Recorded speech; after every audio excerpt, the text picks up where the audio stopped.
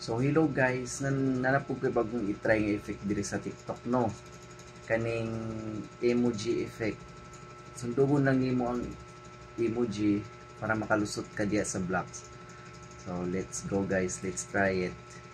First is yung anger. So ang kani pagpurma. Noun. Oh, di ba nga to ra? Smile. Sad. Suko. Wow. Happy. Sad na food.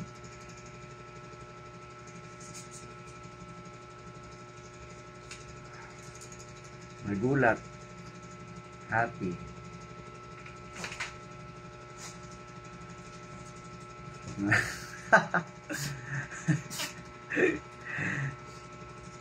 Sad.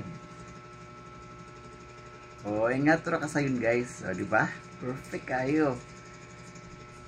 Huwag magkamalisod ang tingin kong sundo ko guys. Murag tala.